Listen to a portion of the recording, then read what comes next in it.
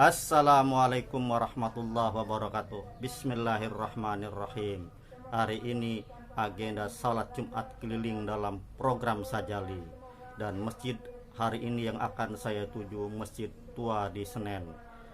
Ayo, let's go.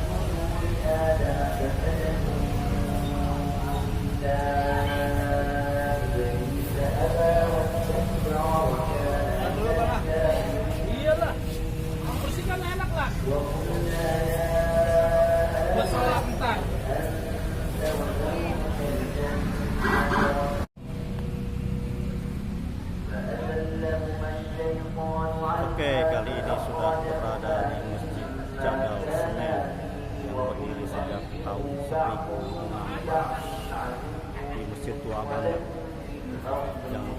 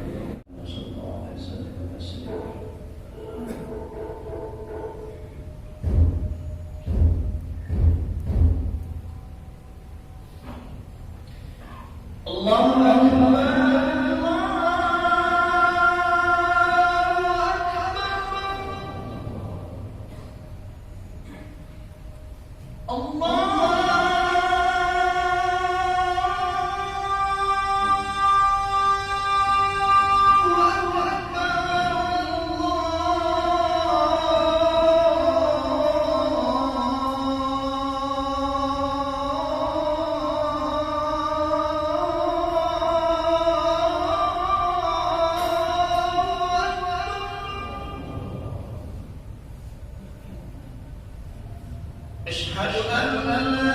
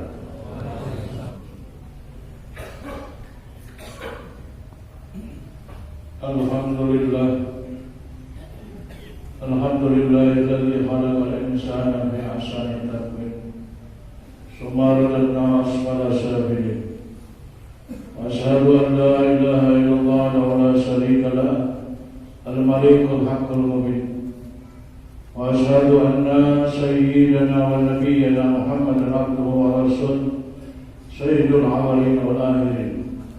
Allahumma shalli wa sallim wa barik ala sayyidina Muhammadin wa ala alihi wa sahbihi ajma'in.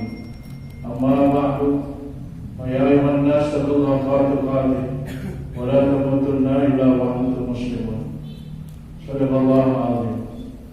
Ma'asyiral muslimin wal muslimat rahimakumullah. Puji dan syukur senantiasa kita panjatkan kepada Allah Subhanahu wa taala atas segala nikmat yang Allah berikan kepada kita sekalian. Begitu banyak Allah nikmatkan kepada kita sekalian, wabil khusus nikmatul iman wal Islam, segala afiat dan panjang umur, sehingga pada bulan yang mulia, hari yang mulia, saat yang mulia, kita semua saat ini dapat berkumpul di masjid yang mulia dalam rangka menunaikan ibadah yang mulia, yaitu salat Jumat berjamaah. Mudah-mudahan dengan duduknya kita di rumah Allah ini, bersimpuhnya kita di rumah Allah ini, Allah Ta'ala muliakan kita dari dunia ila daril akhirat. Amin ya rabbal alamin. Salawat dan salam senantiasa tertuju kepada manusia budiman, insan pilihan, manusia pemilik syafaat al-azma, manusia pemilik akhlakul karimah, baginda Sayyidina Muhammad sallallahu alaihi wasallam, beserta para keluarga, para sahabat dan tidak lupa para pengikutnya sekalian. Amin ya rabbal alamin. Ma'asyiral muslimin rahimakumullah. Sebelum saya menyampaikan isi khutbah, terlebih dahulu saya ucapkan selamat tahun baru 1444 Hijriah. Mudah-mudahan dalam tahun baru ini Allah Ta'ala memberikan kita istiqomah dalam segala ibadah kita. Amin ya rabbal alamin. Ma'asyiral muslimin rahimakumullah. Sering terjadi dilema di dalam masyarakat bahwasanya banyak orang membedakan antara tahun baru Islam dengan tahun baru Masehi. Orang-orang awam menyatakan bahwa kenapa tahun baru Islam tidak ramai dan tidak meriah. Karena tahun baru Masehi, tahun baru orang kafir begitu meriah. Maka di atas mimbar yang mulia ini saya akan menjawabnya bahwasanya kenapa dalam Islam tidak ada tahun baru yang begitu meriah.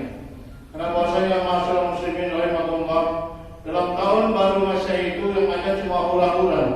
Karena kerjaan orang kafir adalah hura-hura, senang-senang. Tanggal 31 daripada Desember itu mereka bersenang-senang. Lain dengan tahun baru Islam. Tahun baru Islam itu tidak ada bersenang-senang. Kenapa? Karena umat Islam khususnya orang yang beriman itu mengetahui bahwasanya berganti tahun bukan berarti panjang umur. Orang kafir itu menganggap bahwasanya berganti tahun dia panjang umur. Orang yang beriman, para sahabat Rasulullah itu tidak menganggap ganti tahun adalah panjang umur. Justru ganti tahun maka berkuranglah umur kita, masyarakat muslimin rahimahullah. Kenapa seperti berkurang karena Allah sudah tentukan umur kita di dalam perut ibu kita, sudah tentukan umur kita sekian puluh tahun. Umur kita 70 tahun, 50 tahun sudah ditentukan oleh Allah dan tidak akan pernah bergeser. Akan tatkala bertambahnya tahun, orang yang beriman akan menyadari, dia akan merenung bahwasanya umurnya semakin lama semakin kurang, bukan semakin bertambah. Masyaallah muslimin rahimahullah. Itulah bedanya tahun baru Islam dengan tahun baru Masehi. Tahun baru Masehi adalah punyanya orang kafir.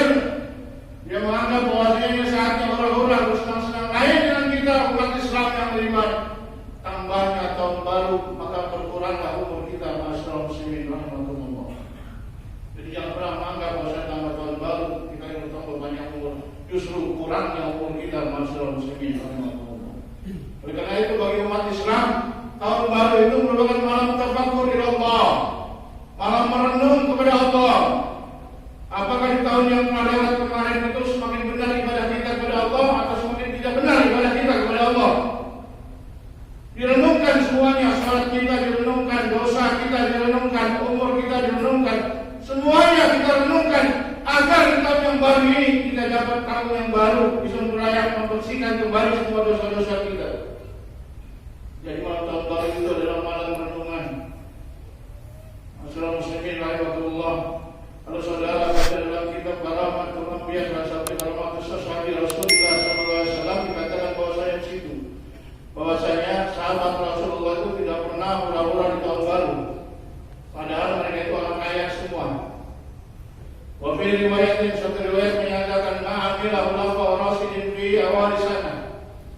Dalam kitab itu terangkan bahwasanya apa yang dilakukan oleh para khulafa rasyidin tatkala datangnya tahun baru, malam tahun baru, maka mereka yang hura-hura tidak masuk muslimin rahimahullah. Padahal tiga-tiganya orang kaya. Sayyidina Abu Bakar orang kaya, Sayyidina Umar orang kaya, Sayyidina Utsman orang kaya, cuma Sayyidina Ali yang orang miskin. Tapi keempat-empatnya tidak ada yang hura-hura. Kenapa? Karena mereka tahu dengan firman Allah Ta'ala, alhaqumut takasur hatta zurtumul maqabir. Berpoya-poya kamu di atas kuburan, maka kamu lupa dengan kuburan. Berpoya-poya kamu di atas dunia, kamu lupa dengan kuburan. Orang yang poya-poya dia lupa akan mati. Masyaallah muslimin rahimahullah. Orang yang mabok dia lupa akan mati. Orang yang berzina dia lupa akan mati. Orang yang malusi dia lupa kalau dia bakal mati. Semua kita bakal mati. Makanya malam tahun baru itu adalah malam tafakur ila Allah. Mari kita renungkan seperti direnungkan oleh para sahabat ini. Sayyidina Abu Bakar Siddiq, orang kaya, konglomerat. Apa yang dilakukan dalam tahun baru? Bahwa qiyamul lail, dia pun sembahyang malam. Ada di Jakarta orang kaya sembahyang malam dalam tahun baru? Tidak ada. Memang tahun baru Masehi semuanya ngayap ke puncak. Bahwa qiyamul lail, Sayyidina Abu Bakar Siddiq malam tahun baru sembahyang malam dia. Pada sholat kepada ya Rabb umri, ya Allah umurku. Ada di antara kita yang mikirin umur kita. Abu Bakar Siddiq umur 83 tahun meninggal. Tapi dia pikirin, kenapa umurnya dia pikirin? Karena dia takut umurnya dikasih Allah lebih banyak buat maksiat daripada ibadah kepada Allah. Kita tidak pernah mikirin umur kita. Umur yang Allah kasih kepada kita dari kita lahir sampai sekarang ini banyak yang mana maksiatnya atau ibadahnya kepada Allah. Kita tidak pernah mikirin. Makanya kita masih betah bikin dosa yang seperti ini karena kita tidak pernah mikirin umur kita buat apa. Kenapa Abu Bakar Siddiq mikirin umurnya? Karena dia tahu hadis Rasulullah. Rasulullah pernah berkata dalam padanya pada 4 orang sahabat ini, dia pernah berkata, Rasulullah, la tazullu qadama 'abdin fi yaumil qiyamah ila arba'. Tidak akan bisa bergerak kaki kamu nanti di hari kiamat sebelum ditanya 4 hal oleh Allah. Kita tidak akan bisa bangkit dari kubur sebelum ditanya 4 hal. Kalau di dalam kubur ditanya oleh minta munkar dan nakir, kalau nanti bangkit dari kubur Allah yang tanya langsung. Apa yang ditanya pertama? An umruhu. Kalau aku kasih umur kata Allah, ma'amilah di dunia, apa yang kau kerjakan di dunia? Umur kita akan ditanya sekian banyak. Yang punya umur 50, 60, 70. Allah akan tanya, umurku kasih kau sekian banyak, buat apaan kau? Apa yang kau kerjakan di atas dunia? Setahun kau kasih umur. Buat apaan itu umur? Buat maksiat kepada Allah, beribadah kepada Allah. Mari kita pikirkan. Coba kita renungkan masalah muslimin rahimahullah, karena ajal itu adanya di sebelah kita. Ajal itu gak jauh-jauh masalah muslimin rahimahullah. Yang muda jangan berkata, saya masih muda, umur saya masih panjang. Belum tentu. Yang muda banyak mati duluan daripada yang tua. Kata Rasulullah, ya ajalukum la yahtasib, jika datang ajalmu kau tidak bisa sangka-sangka. Ajal datang, assalamualaikum. Malaikatul maut datang, assalamualaikum, hanya pada para nabi. Kalau sama kita enggak ada assalamualaikum, udah sampai di betul. Emang kita siapa? Malaikat Israel itu kalau jawab assalamualaikum hanya pada para nabi dan para rasul. Pada kita tidak ada assalamualaikum. Udah waktunya cabut, mau lagi kaya, mau lagi miskin, mau lagi susah, cabut. Masalah muslimin. Umur yang kita punya saat ini, Allah akan tanya tuh umur sekian banyaknya buat apa kamu? Alhamdulillah kita saat ini lagi sholat. Kalau kita lagi maksiat, auzubillah min dzalik, masalah muslimin. Sayyidina Umar, Sayyidina Abu Bakar Siddiq, orang yang dijamin surganya adalah Rasulullah, masih takut dengan umurnya. Kita yang ada jaminan Rasulullah, malah kita poya-poyain umur kita. Malah kita poya-poyain umur yang Allah beri kepada kita. Kalau aku kasih umur sekian puluh tahun, kata Allah, buat apa itu umur? Umur kamu buat apa, kata Allah? Mari coba kita renungkan, umur kita buat apa? Selama ini banyak bermaksiatnya, beribadahnya kepada Allah. Jadi Abu Bakar Siddiq masih takut umur yang banyak dosanya, masalah muslimin. Kita yang tukang bikin dosa, tidak takut dengan umur kita, masih kita poya-poyain aja umur kita, masalah muslimin. Yang kedua, Sayyidina Umar bin Khattab, orang kaya dia. Ini manusia kaya, masalah muslimin. Ngapain ya tahun baru? Poya-poya dia? Tidak. Tahun baru disuruh dia berkata, ya Rabb, mali ya Allah hartaku. Bahwa qiyamul lail faqala ya Rabb mali. Malam tahun baru dia itu sholat malam. Ada orang kaya yang sholat malam. Baca sholat faqala ya Rabb mali ya Allah hartaku. Semua untung rugi usaha apapun orang kaya manapun pasti hitungnya malam tahun baru akhir tahun langsung labanya. Baik labanya maupun ruginya pasti hitungnya tahun baru. Perusahaan apapun akhir tahun untungnya. Dan Abu Bakar pun begitu, dia hitung hartanya di akhir tahun, ternyata makin bertambah dan bertambah. Padahal sudah dijakatin, sudah disedekahin, sudah diinfakin, sudah diamalin, tapi makin bertambah dan bertambah masalah muslimin. Sehingga tatkala malam tahun baru dia menghitung semakin banyak, dia semakin menangis masalah muslimin rahimahullah. Ada di negara kita di Jakarta orang kaya yang hartanya bertambah makin menangis. Tidak ada masalah muslimin rahimahullah. Semakin kaya semakin angkat pundaknya, semakin kaya semakin sombong omongannya, semakin kaya semakin tinggi pagar rumahnya. Tapi Sayyidina Umar bin Khattab tatkala dia tahu hartanya makin bertambah, dia menangis. Kenapa dia menangis? Karena dia juga mendengar apa yang disabdakan oleh Rasulullah. An-malihi aina intasaba biman waqahu. Kau punya harta sekian banyaknya, dari mana kau dapatnya dan kemana dikeluarkannya, masalah muslimin rahimahullah. Harta yang kita punya, jangankan yang di bank, jangankan yang di kotak-kotak emas, jangankan di dompet kita. Semua yang saat ini harta ada di dalam diri kita, Allah akan tanya, aina intasaba, dari mana kau dapat? Kalau saja hadis ini nempel di pejabat-pejabat Indonesia, nggak ada korupsi. Lihat hidupnya semakin hebat, mobil semakin mentereng, rumah semakin tinggi, masya Allah. Korupsi tidak tanggung-tanggung, rakyat hidup semakin susah, para pejabat semakin kaya, masya Allah muslimin rahimahullah. Kalau promo ditangkap, korupsi tidak ditangkap, masya Allah muslimin rahimahullah. Allah akan tanya, kau punya mobil yang segitu mewahnya, aina intasaba, dari mana kau dapatnya? Kau punya harta sekian triliun, dari mana dapatnya? Masalah muslimin rahimahullah. Saya hadis ini tidak tertanam dalam hati umat Islam.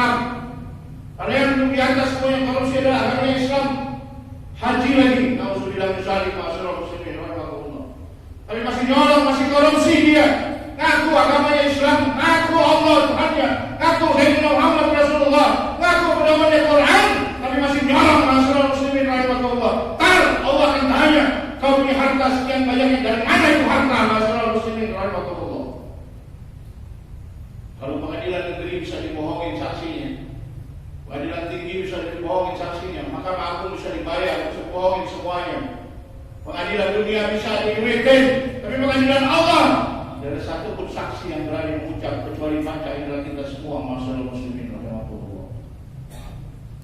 Panca indera kita yang berbicara, tangan yang berbicara, itu uang dari nyolong ya Allah.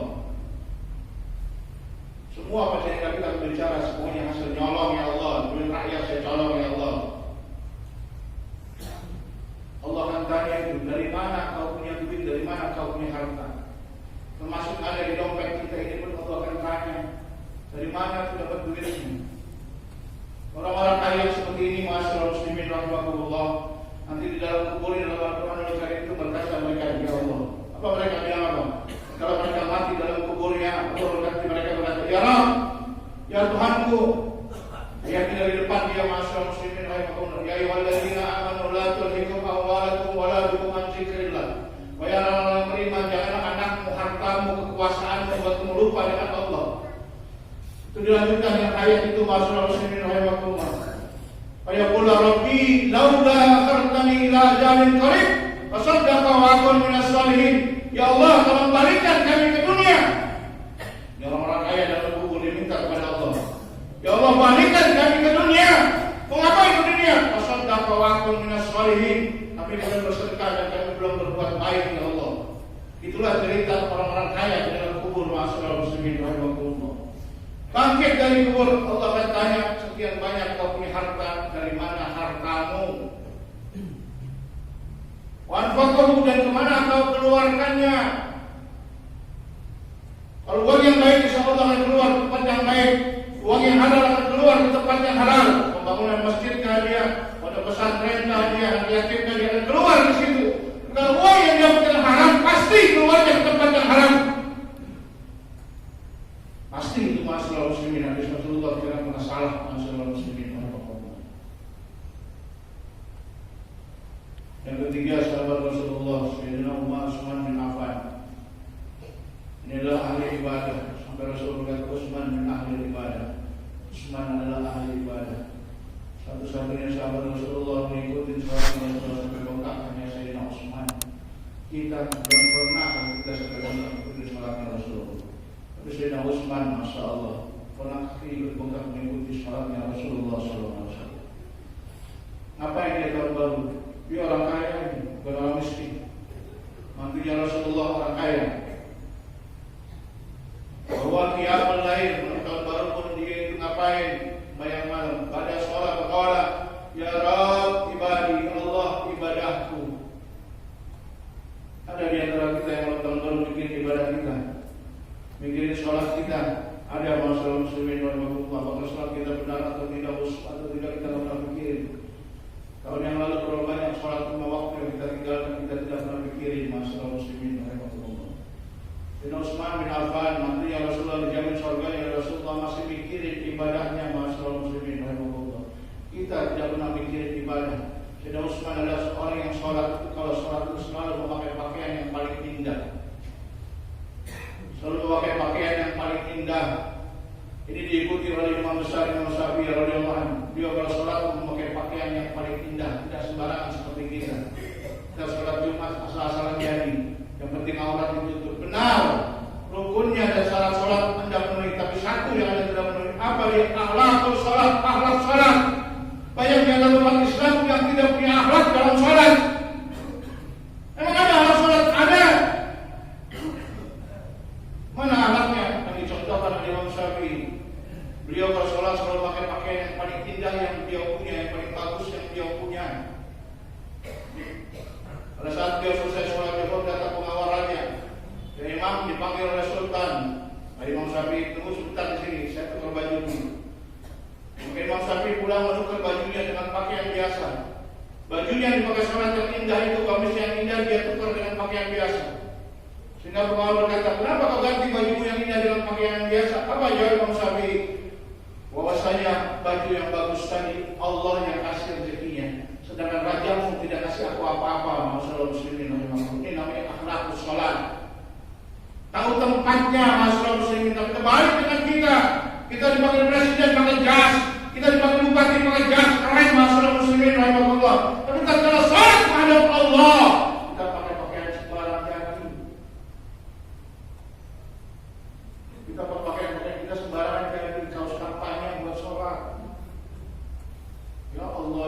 Rasulullah. Padahal kita menghadap Allah yang hidupin kita, yang ngasih rezeki kita, yang matiin kita, yang mengampuni dosa kita. Kita menghadap Allah dengan pakaian sembarang, masyarakat muslimin rahimahullah. Tapi tak kalau dipakai pejabat yang dosanya banyak, semuanya pakaian yang paling bagus, masyarakat muslimin rahimahullah. Panggil presiden menghadap pakai jas yang paling bagus, padahal dosanya banyak. Dipanggil bupati dosanya banyak, kita pakai pakaian paling bagus. Dipanggil Allah yang ngampunin dosa kita, yang ngasih rezeki kita, kita pakai pakaian sembarangan saja, masyarakat muslimin rahimahullah. Ini namanya akhlak bersolat, akhlak dalam bersolat. Ini yang banyak dilupakan oleh umat Islam, sehingga sholat asal jadi. Nggak pakai peci, rambut dikuncir, astagfirullahaladzim. Menghadap Allah rambut dikuncir. Ya, masyarakat muslimin rahimahullah. Menghadap pejabat tadi, kalau rambut kita kuncir, kita diusir, masyarakat muslimin rahimahullah. Akhlak sholat yang umat Islam banyak tidak tahu, masyarakat tidak melaksanakannya, masyarakat muslimin rahimahullah.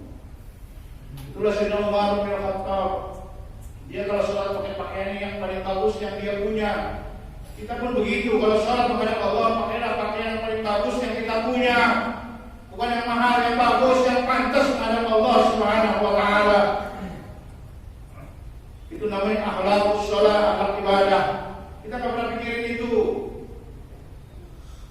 Ya, kita sebenarnya ngomong aja kita kalau sholat kepada Allah, sembarang aja, yang penting aurat tertutup. Astagfirullahaladzim. Sayyidina Utsman bin Affan dan contoh oleh Imam Syafi'i, kalau sholat pakailah pakaian yang paling bagus yang kita punya. Yang keempat, Sayyidina Ali, seorang pemuda yang miskin, gak punya apa-apa, sampai akhir hayatnya pun dia miskin, sampai jadi khalifah pun dia miskin, masyaallah muslimin rahimahullah. Dari miskin sampai jadi pejabat tetap miskin. Kenapa? Karena dia takut dengan harta. Kalau kita doyan dengan harta, kalau tidak Ali takut dengan harta. Pada saat dia jadi khalifah ditawarin oleh Abu Dzar Al-Ghifari, "Wahai Ali, bahwasanya kau khalifah kami, kau dalam keadaan miskin, kami malu kepada orang-orang kafir Yahudi dan Nasrani bahwa pemimpin kami miskin. Maka dikasihlah separuh daripada harta daripada Abu Dzar Al-Ghifari." Apa jawab Sayyidina Ali? Dia tolak hartanya. Tapi tak ada ulama besar kasih Sayyidina Ali ilmu, diterima itu ilmunya. Kenapa jawab Sayyidina Ali? Al-ilmu yang musuka, wa anta tahmusukal mal. Kalau harta, kamu jagain harta. Kalau ilmu jagain kita, masyarakat muslimin rahimahullah. Hebat masyarakat muslimin rahimahullah.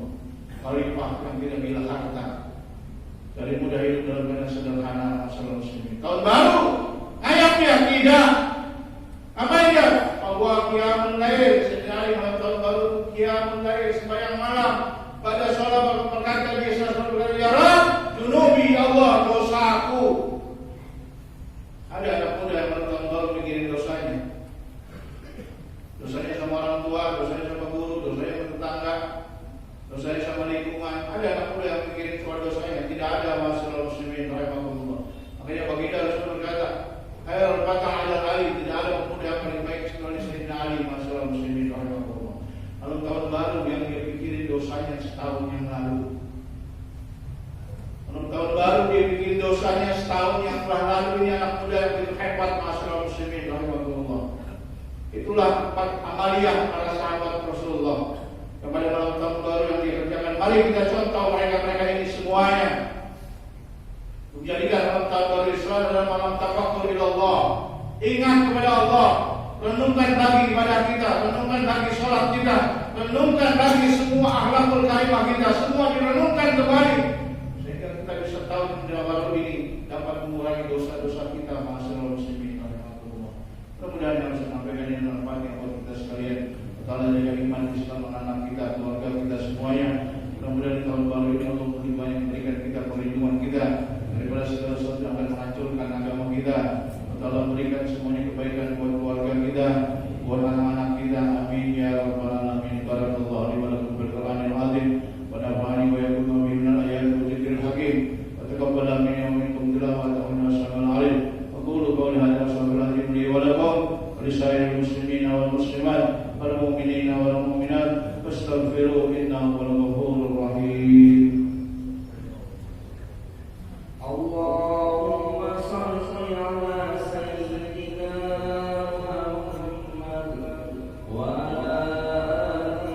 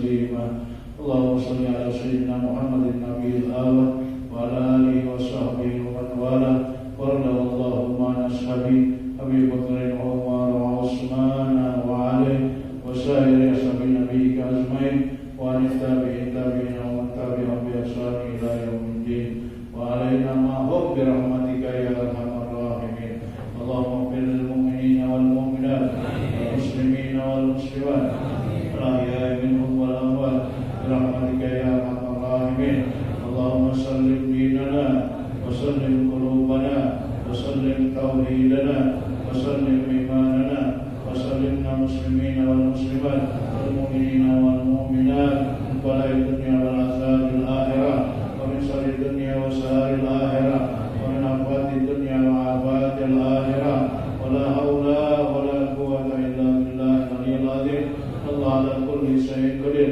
ربنا آتنا في الدنيا حسنة وفي الآخرة حسنة وقنا عذاب النار عباد الله إن الله أمر بالعدل والإحسان وإيتاء ذي القربى وينهى عن الفحشاء والمنكر والبغي يعظكم لعلكم تذكرون واشكروا نعمة